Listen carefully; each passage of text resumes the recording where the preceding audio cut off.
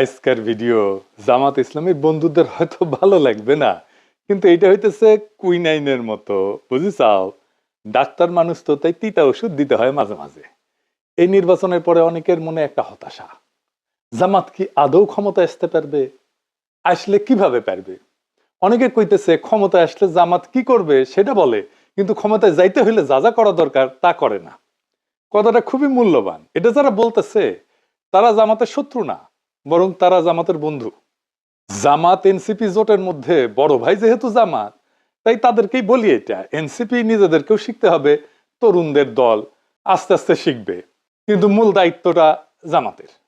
যদি এই জোট টিকে থাকে এবং এই জোট নিয়ে যদি তারা অগ্রসর হয়, তাহলে মূল দায়িত্বটা পালন করতে হবে জামাতকেই। সেই জন্যই এই এপিসোডটা মূলত জামাতকে নিয়েই বলা। এই কারণেই এই জোটের মধ্যে মূল শক্তি এবং প্রধান শক্তি জামাতের জন্য এই জানাটা, এই পর্যালোচনাটা জরুরি। জামাত যদি আওয়ামী লীগ বিএনপির মতো দল হইতো তাহলে এত কিছু দরকার ছিল না। জামাত একটা পরিবর্তন চায় জন্যে, এবং জামাতে ইসলামী একটা ইসলামী দল জন্যে তার ক্ষমতায় যাওয়ার পথটা কুসুমাস্তীর্ণ না। আমি একটা ভিডিও করছিলাম ভোটের আগে, জামাতের কাফের সাগর আমির বলতেছি এই শিরোনামে, যে আমি কেন জামাত এনসিপি জোটকে সাপোর্ট করতেছি। আজ আপনাকে বলি, ধরেন আপনি নিজের বিবেক দিয়া বলেন তো, বাংলাদেশের সবচেয়ে বড় সমস্যা তো দুর্নীতি, লুটপাট, তাই না? কারা এটা থামাইতে সবচেয়ে বেশি কমিটেড? কার কমিটমেন্টে আস্থা রাখবেন? নিরপেক্ষভাবে বিবেককে কাজে লাগায় বলেন। বিএনপি বিএনপি একটা গভীরভাবে দুর্নীতিগ্রস্ত দল, চোর বাটপারে ভর্তি, 59% ক্যান্ডিডেট ঋণ খেলাপি, ব্যাংকে টাকা মারছে, আর কোনোদিন শোধ দিতে যেন না হয় তাই বিএনপির হয়ে ইলেকশন করছে। বিএনপির তার দলের চোর বাটপার ডাকাতদেরকে প্রোটেক্ট করতে হবে। জামাত এনসিপিতে কোনো দলের ভেতরে চোরকে প্রোটেক্ট করতে হবে না তো। এই লোকগুলো ভালো, সৎ, এনসিপির ছেলেরা তরুণ, এরাই হাসিনাকে হটাইলো, লড়াকু, আদর্শবাদী মানুষ, ভালোবাসে তাদেরকে। তো আপনি কারে সাপোর্ট করবেন? দেশের স্বার্থ যদি সবার আগে হয় তাহলে জামাত এনসিপি। জামাতের সংগঠন বিশাল, কি বিশাল বিশাল শোডাউন করলো, বেশিরভাগই শোডাউন হয়েছে বিএনপির চাইতে বড়। বাসে, ট্রেনে, লঞ্চে বাড়ি যাইতেছে, দাড়িপাল্লার স্লোগান দিয়ে দিয়া যাইতেছে। আবার শোনেন,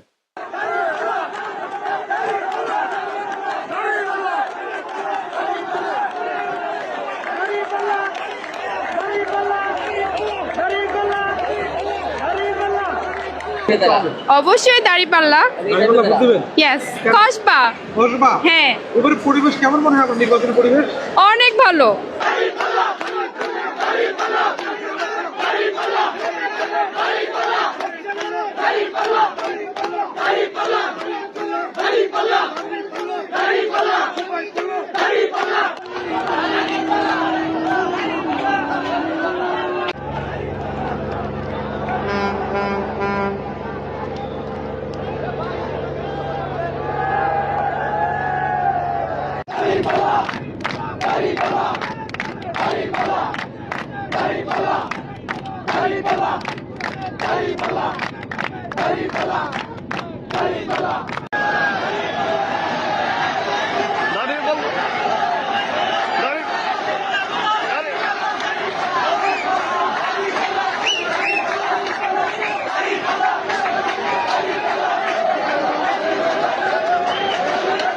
কি জোয়ার! কিন্তু ইলেকশনে জিতলো বিএনপি, ক্ষমতায় বিএনপি। কেন কেন জামাত ক্ষমতায় যেতে পারলো না? এটা বোঝার জন্য আমরা একজন ফরাসি পলিটিক্যাল সায়েন্টিস্ট, যিনি মধ্য এশিয়া, আফগানিস্তান এবং জিহাদি আন্দোলন নিয়ে বিশেষজ্ঞ, অলিভিয়ে রয়, এর সাহায্য নেব। উনি দীর্ঘদিন অধ্যাপনা করছেন।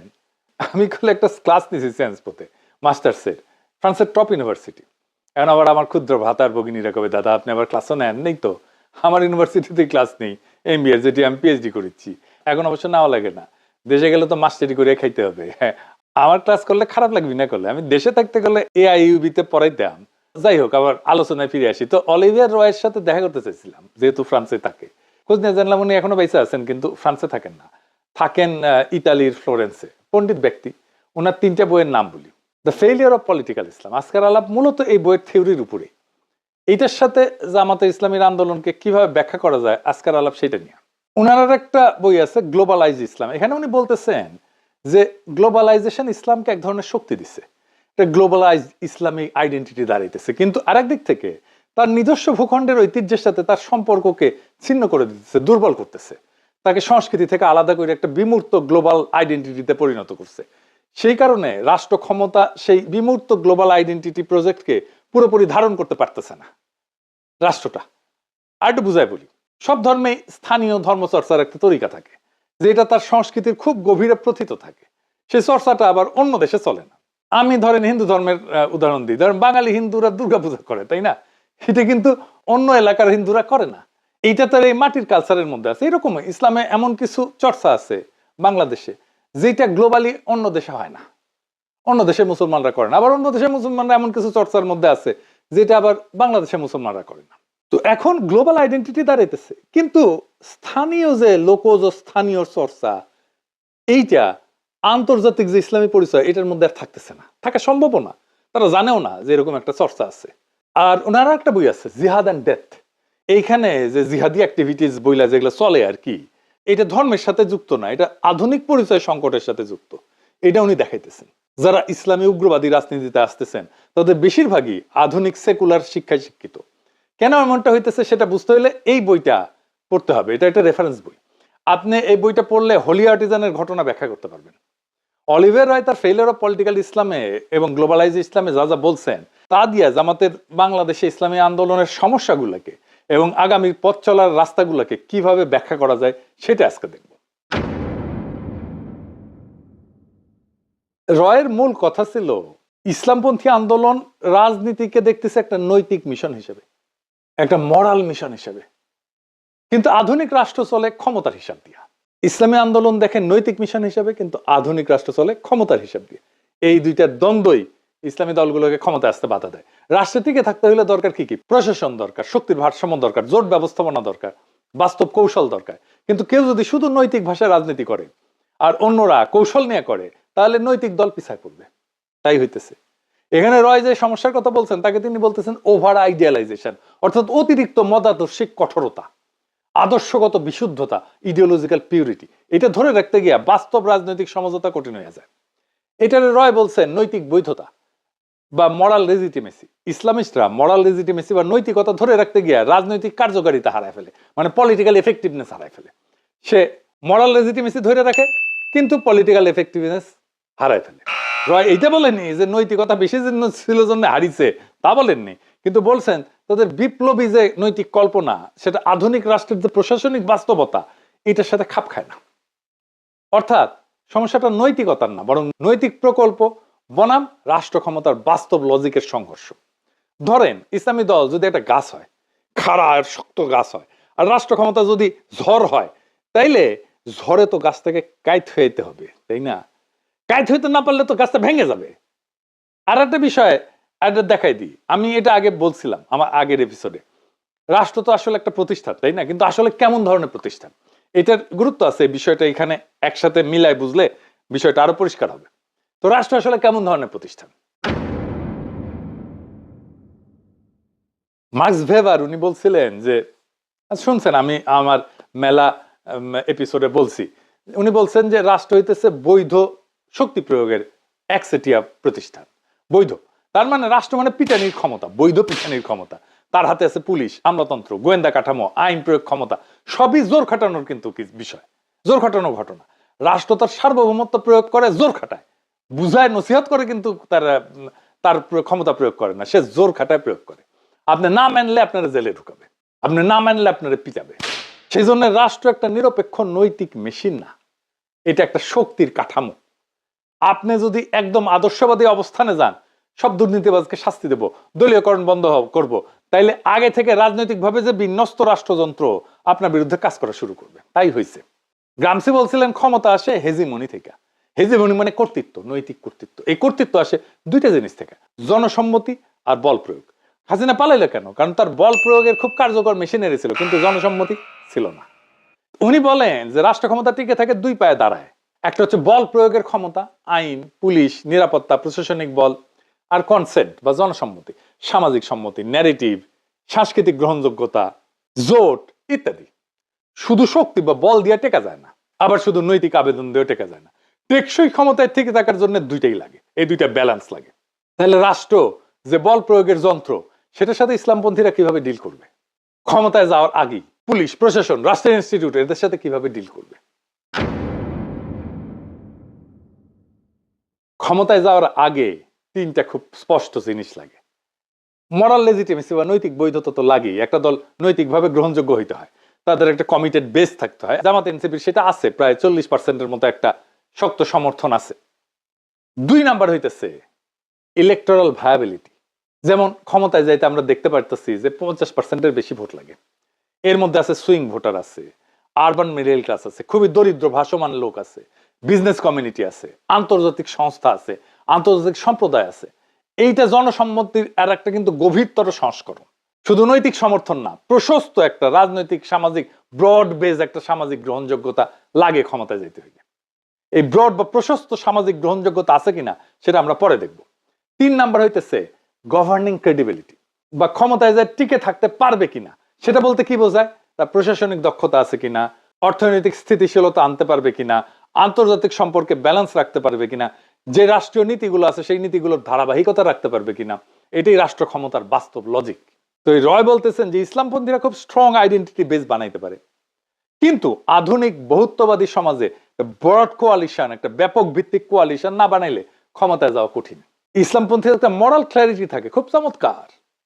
নৈতিক বৈধতা, মরালি সতের একেবারে চূড়ান্ত সৎ, কিন্তু সোশ্যাল রিচ সীমিত হয়ে যায়। এইখানে কোয়ালিশনটাকে এক্সপান্ড করা ছাড়া ইলেকট্রাল ব্রেক থ্রু বা ইলেকশনে জিতে আসা সম্ভব হয় না। এই মরাল লেজিটিমেসি যেটা আছে সেটা রাজনৈতিক কার্যকারিতায় রূপ নিচ্ছে না। এটাকে মরাল লেজিটিমেসিকে এই রাজনৈতিক কার্যকারিতায় রূপ দেওয়াটাই হতেছে আসল কাজ। তার উপরে বাংলাদেশে বাস্তবতা অনেকদিন থেকে রাজনীতিতে একটা নতুন জিনিস দাঁড়িয়েছে, ক্ষমতায় টিকে থাকাই হইতেছে আসল কথা, নৈতিকতা পরে। এনে ক্ষমতা যেন নিজেই নৈতিকতার জায়গা নিয়ে ফেলছে। আর ক্ষমতাবান, আমি যাদেরকে বাঙ্গু এলিট বলি, তারা যেভাবেই হোক ক্ষমতাকে ধরে রাখে, তাদের ক্ষমতার বৈধতার জন্য ন্যারেটিভ তৈরি করে। তার জন্য বুদ্ধিজীবী আছে, মিডিয়া আছে। আমি একটা এক্সাম্পল দেখাই। বিএনপি ক্ষমতায় আসার পরে ন্যারেটিভ তৈরি করা শুরু হয়েছে মিডিয়াতে, প্রফেসর ইউনূস নাকি বাংলাদেশে দারিদ্র বাড়ায় দিয়ে গেছে, দারিদ্র বাড়িয়ে দিয়ে বিদায় দারিদ্রের জাদুঘরের শিরোনাম এক, ভিতরে টেক্সট এক। সব কয়টা কিন্তু বসুন্ধরা গ্রুপের পত্রিকা, দেখেন কালের কণ্ঠ, বাংলাদেশ প্রতিদিন, নিউজ 24, এমনকি ডেইলি সান, সবগুলোতে একই নিউজ। এরা আগে আমাদের নিয়ে সাইবার সন্ত্রাসী বইলা 3-4 কলামে স্টোরি করতো, হাসিনা পলানোর পরে মাপটাপ চাইয়া প্রত্যাহার করছে স্টোরিগুলো, আবার ঘুরে মাগুর স্যাং, বিপদে পরে আবার সে একই ভুল করে। অফিসিয়াল দারিদ্র পরিসংখ্যানের সর্বশেষ জরিপ হয়েছে এটা 2022 সালে। এই অনুযায়ী দারিদ্র কমছে আগের বছরগুলোর তুলনায়। এখন পর্যন্ত 24 থেকে 26 এই সময়কালের জন্য সরকার, বিশ্ব ব্যাংক বা বিশ্ব কোনো সংস্থা থেকে আন্তর্জাতিকভাবে প্রকাশিত চূড়ান্ত দারিদ্রের হার নিয়ে কোনো সার্ভে নাই। কই পেল এর ডেটা? পায় নাই। বিএনপি কয়ে দিচ্ছে প্রফেসর ইউনূস কত খারাপ অবস্থা দিয়ে গেছে সেটা দেখাইতে হবে, তাই দেখাইতেছে পত্রিকাগুলা। এভাবে মিডিয়া সত্য নির্মাণ করে। ইলেকশনের আগে সব মিডিয়া একসাথে জামাত এনসিপি জোটের পিছিয়ে লাগলো, কভারেজ কমাই দিল। এভাবে এরা সত্য উৎপাদন করে। গত এপিসোডে দেখাইছিলাম আর এক বয়ান রেডি করতেছে, ঋণ বোঝা বাড়াই দিয়ে গেছে প্রফেসর ইউনূসের সরকার, দেখেছেন না? এইভাবেই ট্রুথ প্রোডাকশন বা সত্যের নির্মাণ ক্ষমতার অংশ। ক্ষমতা শুধু পুলিশ দিয়ে টিকে না, ন্যারেটিভ দিয়েও টিকে। আমরা এই সোশ্যাল মিডিয়া দিয়া মেইন স্ট্রিম মিডিয়ার সাথে পাইরে উঠি নাই ইলেকশনের সময়। তার উপরে আর একটা জিনিস আছে, কি সেটা? জামাত ক্ষমতায় আসবে শুনলে পুরো এস্টাবলিশমেন্ট, আমলাতন্ত্র, এলিট, এরা যে বন্দোবস্ত চলে কাইপা উঠে একেবারে। আসল কারণ হইতেছে যে এরা তো এমন একটা সিস্টেম গড়ে তুলছে যেখানে চেয়ার টেবিল পর্যন্ত ঘুষ খায়। জামাত ক্ষমতায় আসলে তো ঘুষ খাওয়া বন্ধ হয়ে যাবে। দেখেন নুরুল কবির কি বলে, বিএনপি কে নাকি নাকে রুমাল চাইপে ভোট দিচ্ছে জামাত ইসলাম থেকে বাঁচার জন্য। শুনেন আগে। এই দেশের বহু মানুষ নাকে রুমাল দিয়ে বিএনপিকে ভোট দিয়েছে। নাকে রুমাল দিয়ে কেন? ওই ধানের শীষ দেখলে তার চাঁদাবাজির দুর্গন্ধ তার নাকে আসে। এই নাকে রুমাল দিয়ে দিয়েছে জামাত ইসলামের হাত থেকে বাঁচবার জন্য। শুনেছেন? আমি যদি ধরেও নি 1971-এ জামাত ইসলামের ভূমিকার জন্য ভোট দেয় নাই, তাহলে তো 1971-এ যার জন্ম হয় নাই তারও বয়স আজকে 56 বছর, তাই না? সে জামাতের কি দেখে, কি থেকে বাঁচতে নাকে রুমাল চেপে বিএনপি কে ভোট দিল? জামাত থেকে বাঁচতে চায় কারণ তারা মনে করে যে জামাত আসলে ঘুষ বন্ধ হয়ে যাবে, দুর্নীতি বন্ধ হয়ে যাবে। এটা তো বলতে পারে না। বলে নারীদের বন্দি করবে, দেশকে পিছনের দিকে টেনে নিয়ে যাবে, দেশকে আফগানিস্তান বানাবে। আর নুরুল কবির মনে করে সন্ধ্যা গেলে ঢাকা ক্লাবে গিয়ে মাল টানতে পারবে না, ওটা বন্ধ হয়ে যাবে। নুরুল কবির যে কইছে জামাতের হাত থেকে বাঁচার জন্য বিএনপি কে ভোট দিছে, জামাত করবে এটা কি যেটা দেখে ভয় পাইছে নুরুল কবিরেরা? আমি তো আর কিছু দেখি না যে মদ খেতে না পারা ছাড়া। বাংলাদেশে সৎ মানুষ হইলে, নৈতিক হইলে খুব সমস্যা, খুবই সমস্যা। আমি একটা প্র্যাকটিক্যাল এক্সাম্পল দিই আমার পেশা থেকে। আপনি যদি সৎ প্র্যাকটিসিং ডাক্তার হন, আপনাকে একটা দুর্নীতিগ্রস্ত চক্রের মধ্যে ঢুকতেই হবে, এর মধ্যে ঢুকে যেতে হবে। আপনি প্র্যাকটিসই করতে পারবেন না, এর মধ্যে না ঢুকলেন। আপনি সৎ থাকতে চাইবেন, পারবেন না, পারবেনই না, একেবারেই পারবেন না। রুগী পাবেন না, রুগী যায় যেখান থেকে, ওই যে ফ্রন্ট ডেস্ক, ওইখানে আপনার অ্যাপয়েন্টমেন্টই না হবে না, বলা হবে আপনি দেশে নাই, আজকে আসবেন না, অসুস্থ, আরো নানা কথা ঘুরে বেড়াবে বাতাসে, বলা হবে আপনি ইমার্জেন্সি টাইমে পাওয়া যায় না, আপনারে ফোন করলে আপনি ধরেন না, আপনি রুগীর সাথে খারাপ ব্যবহার করেন, আপনি রুগী মেরে ফেলেন, আপনি সিজার করতে যায় বাচ্চার পাচ্চা কেটে ফেলেন, আপনার চাকরি চলে যায় অবস্থা। আসেন কয়েকদিন, দেখেন কয়দিন থাকে। এই তো সেদিন ওটির টেবিলে একটা রুগী মারা গেল, আপনি শেষ। আপনার মেধা দিয়ে কি করবেন? আপনার ক্লিনিক্যাল স্কিল দিয়ে কি করবেন? আপনি তো ফেল ওই গেটকিপারের কাছে। এটা হইল শাখের কড়া, যাইতেও কাটবে, আসতেও কাটবে। এই নৈতিকতা। নৈতিক থাকলে টিকবেন না, করাপ ফেলে টিকবেন, কিন্তু নৈতিক থাকতে পারলেন না। তো মোরাল লেজিটিমেসি বা নৈতিক বৈধতা ধরে রাখতে গিয়া রাজনৈতিক কার্যকারিতা যে হারায় ফেলতেছে, এইটার সমাধানটা কি? আবার কারাপশনকে গ্রহণ করলে তো মোরাল লেজিটিমেসি, নৈতিক বৈধতা হারায় চলে যায়। এই দ্বন্দ্বটাই হইতেছে একটা স্ট্রাকচারাল কনফ্লিক্ট। সমস্যাটা শুধু ইসলামপন্থীদের না, আমার মতো টাইপের বামেরা আসলেও একই সমস্যা পড়বে। সমস্যা হলো বাংলাদেশের রাষ্ট্র ব্যবস্থা এমন ভাবে গড়ে উঠছে, সেখানে ক্ষমতা টিকায় রাখা সবচেয়ে বড় লজিক।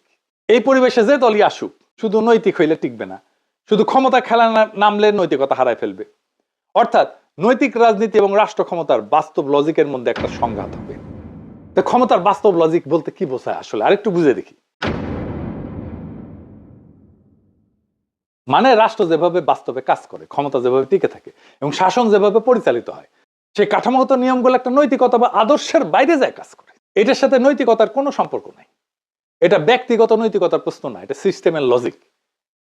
তাত্ত্বিকভাবে রাষ্ট্রের কাজ হইতেছে ন্যায় বিচার, জনকল্যাণ, নাগরিকের অধিকার রক্ষা করা, কিন্তু বাস্তবে অনেক রাষ্ট্র সবচেয়ে বড় লক্ষ্য হয়ে যায় ক্ষমতা ধরে রাখা। এর মানে বিরোধীকে দুর্বল করা, প্রশাসনের নিয়ন্ত্রণ রাখা, আইনকে রাজনৈতিকভাবে ব্যবহার করা, নিরাপত্তা কাঠামো নিজের অনুগত রাখা। এটাই ক্ষমতা টিকায় রাখার লজিক। আপনি যদি পুরাপুরি নৈতিক অবস্থানে থেকে বলেন সব দুর্নীতিকে আমি শূন্য করে দেবো, সব দুর্নীতিবাজকে শাস্তি দেবো, দলীয়করণ বন্ধ করব, রাষ্ট্রযন্ত্র নিরপেক্ষ করব, তাহলে কি সমস্যা হয়? কারণ সমস্যা যেটা হয় তা হইতেছে রাষ্ট্রযন্ত্র আগে থেকে রাজনৈতিকভাবে বিন্যস্ত থাকে। কিন্তু আমাদের মতো অনুন্নত দেশে যেখানে রাষ্ট্রীয় প্রতিষ্ঠান দাঁড়ায় নাই, তারা একটা সিস্টেম করে নেয় ক্ষমতা চালানোর জন্য, যেটারে বলে বন্দোবস্ত। ওই বন্দোবস্তের সাথে আপনি কিভাবে ডিল করবেন, আপনি কতটুকু ভাঙবেন? ভাঙলেই বন্দোবস্তের বেনিফিশিয়ারিরা কি ছিটকে পড়বে? যারা ছিটকে পড়বে তাদের কি হবে? আপনি কি দুর্নীতি একদম শূন্য করে ফেলবেন? সরকারি কর্মচারীদের সংসার চলবে? তাহলে এটা তো ভয় পেয়ে যাবে, ভয় পেয়ে উল্টাপাল্টা বকা শুরু করবে, নারীদের বন্দি করবে, আফগানিস্তান বানায় ফেলবে, আমেরিকা স্যাংশন দেবে। হালা কয় না যে আমার তো ঘুষ খাওয়া বন্ধ হয়ে যাবে। তো তাই আপনি একদম যদি আদর্শবাদী হন, রাষ্ট্রযন্ত্র আপনার বিরুদ্ধে কাজ করা শুরু করবে। তাই করে। এইটাই সায়েন্স, এটাই কনফ্লিক্ট, এটাই সংঘাত। এইটারে আপনাকে ডিল করতে হবে। তাহলে এটা ভাঙতে হলে কি করা দরকার? এটাকে ভাঙতে হলে নৈতিকতা এবং দক্ষতার সম্পর্ক নতুন ভাবে নির্মাণ করতে হবে। এক নাম্বার, আপনার মরাল ইন্টেন্ট বা মরাল লক্ষ্য, মরাল ইচ্ছা, নৈতিক ইচ্ছা না, ইনস্টিটিউশনাল কমিটমেন্ট দেখাইতে হবে। আমরা ভালো, এটা কাজ করবে না, বরং বলতে হবে আমরা সংবিধান মানবো, আমরা নির্বাচনী প্রক্রিয়া বদলাইতে চাইলে আইনি পথে বাধা দেব, আমরা ক্ষমতায় গেলে কোনো প্রতিষ্ঠান স্পর্শ করব না, এইটা আমরা লিখিতভাবে বলতেছি। অর্থাৎ ইচ্ছা না, কাঠামোগত প্রতিশ্রুতি দিতে হবে। আমরা মরাল পুলিশিং করব না, আমরা জাতির সমৃদ্ধি বাড়াবো এমন ভাবে যেন কাউকে হারাম উপার্জনের খাবার সন্তানের মুখে তুলে দিতে না হয়। আমরা ক্ষমতায় এসে কারো পেটে লাথি মারবো না, নিজের সম্পদের জন্য যেন নিজের গ্লানি সইতে না হয়, এই ব্যবস্থা আমরা করব। আমরা ধরবো শীর্ষ দুর্নীতিবাজদেরকে, এক্সাম্পল তৈরি করবে এমন ইস্যুগুলাই ধরবো। আমরা এস আলমরে ধরবো, আমরা আদানিরে ধরবো, আমরা সালমান এফ রহমানের ধরবো। দুই নাম্বার, আমার কর্মসূচি এটা কোনো গোপন বিষয় না, এটা প্রেডিক্টেবল হবে, মানুষ আগে থেকে জানবে সরকার কি করতে যাচ্ছে। লিখিত নীতিপত্র থাকতে হবে, প্রকাশ্য অর্থনৈতিক পরিকল্পনা থাকতে হবে, সংখ্যালঘু নারীর অধিকার বিষয়ে স্পষ্ট চার্টার করে, অবস্থান চার্টার করে। আমি বলছিলাম নারী চার্টার লিখতে, সংখ্যালঘু চার্টার লিখতে। জামাত বলে আমরা তো সংখ্যালঘু বলি না। তো যাই বলেন, তাইলে তো একটা বলতে হবে যে হিন্দু সম্প্রদায়ের সাথে আপনি কিভাবে ডিল করবেন, পার্বত্য চট্টগ্রামের লোকদের সাথে আপনি কিভাবে ডিল করবেন। কমই ঘটনার একটা বড় অংশের মধ্যে একটা সন্দেহ আছে জামাতকে নিয়ে। হেফাজতের আমির তো জামাতকে ভোট দিতেই না করছেন, এটা তো জামাতকে ডিল করতে হবে, আশ্বস্ত করতে হবে কমই ঘটনাকে তাদের কমই পলিসি নিয়ে। ক্ষমতায় গেলে প্রথম 100 দিন কি করবেন, 200 দিন কি করবেন, 300 দিন কি করবেন, এটা রূপরেখা দেওয়া গেলে অস্পষ্টতা থাকে না, অস্পষ্টতা থেকে সন্দেহ আসে। যদি প্রেডিক্টেবল হন, স্পষ্ট হয় আপনার, তাহলে আস্থা আসে। এরপরের বিষয় যেটা হইতেছে সেটা ভিকটিম ন্যারেটিভ থেকে বের হইতে হবে। সবসময় যদি আপনি বলেন আমাদের মারছে, আমরা মারা খাইতেছি, এটা সত্য হইলেও রাজনৈতিকভাবে দুর্বলতার বার্তা দেয়। মানুষ এমন কাউকে নেতা মানে না যারা নিজেদেরকে রক্ষা করতে পারে না। মানুষ হ্যাডোমালা লোকদেরকে নেতা মানে। আপনি সমবেদনা পাবেন, আহা উহু করবে, মেলা কিছু বলবে, কিন্তু ছাপ্পা মারবে যে ধানের শীষে, বলে আরে দূর, ওদেরকে তো ভোট দিলে ওরা রাখতেই পারে না, ওদেরকে তো মাইরা ছাপা করে দেয়। এর বদলে নিজেদেরকে বিকল্প শাসক হিসেবে, শক্তিশালী শাসক হিসেবে উপস্থাপন করেন, রাজপথে নিজের শক্তির জানান দেন। রাজনৈতিক কর্মসূচি থামাইবেন না, রমজানও আপনি থামাবেন না, রমজানও আপনার কর্মসূচি চালাইতে পারেন। এই কাজটা এনসিপি জামাত উভয় করতে পারে। ইফতার পার্টি করবেন, ডাক দিবেন সবাইকে, সবাই ইফতারি নিয়ে আসবে আপনার এলাকায়। আপনি অ্যারেঞ্জমেন্ট করবেন খাওয়ার জায়গার, নামাজের জায়গার, পানির আর জিলাপির, সবাই ইফতারি নিয়ে আসবে, আপনার ওখানে বসবে, আপনি জিলাপি দেবেন, পানি দেবেন, খাওয়ার জায়গা দেবেন আর নামাজের জায়গা দেবেন। বাকি খাবার সবাই সাথে নিয়ে আসবে, একসাথে ইফতার করবেন এলাকায় এলাকায় যাইয়া।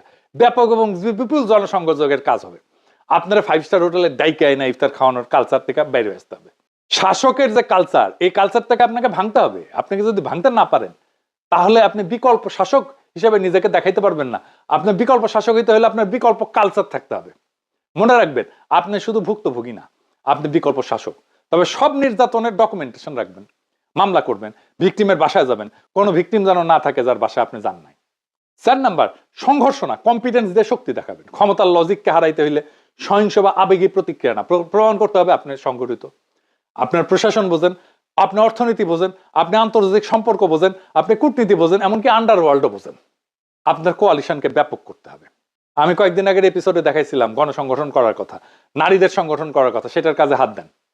কোয়ালিশনকে ব্যাপক করার মানে এই না যে আপনি রাজনৈতিক দলের কোয়ালিশন করবেন, অনেকগুলো রাজনৈতিক দল আনবেন। আপনাকে নানা সোশ্যাল ক্লাসের সাথে কোয়ালিশন করতে হবে। নুরুল কবিরের সাথে বিএনপির কোয়ালিশন আছে তো, শহীদুল আলমের সাথে বিএনপির কোয়ালিশন আছে তো। আপনাকে এই লেভেলে কাজ করতে হবে তো।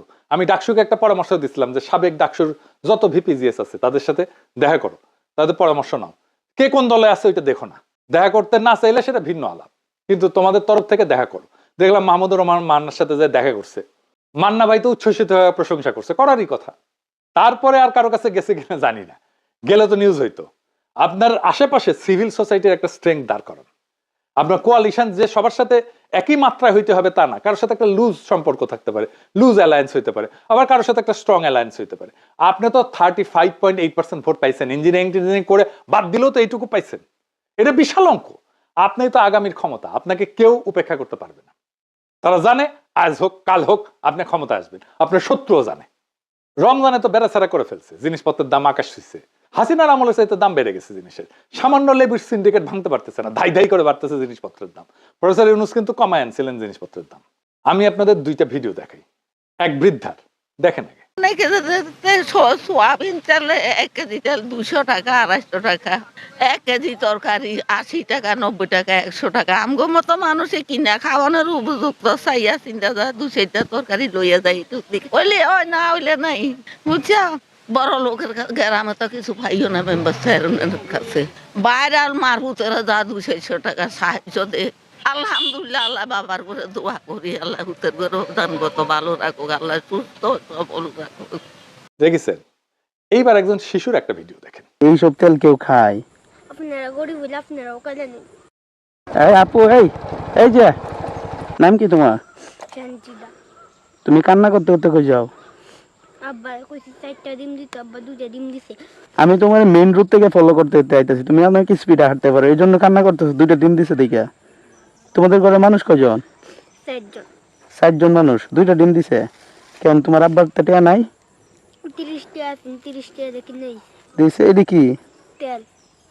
তেল? কি তেল এটা? এমন কেন? না মধু? সয়াবিন তেল, পুরা তেল এটা। ও, কই থেকে আনছো পুরা তেলটা? আমার আব্বা যে কামড়ে ফুটাইলে হ্যাঁ মাসে শুক্রবারে একদিন দিয়ে তেল এটা। ও মানে তোমার আব্বা হোটেলে কাম করে, প্রতি শুক্রবারে পুরা তেল আর কি দিয়া দেয়। আজকে তোমার 2টা ডিম দিয়ে দিছে। 2টা ডিম দিছে। এই জন্য তোমার কান্না করতে হইব। বুক আমি কান্না করলে কি হইব? কান্না করলে কি তোমার আম্মা মারবো যে লাগে। তোমার আম্মা মারবো? আচ্ছা, এই তেলটা কি খাওয়া যায়?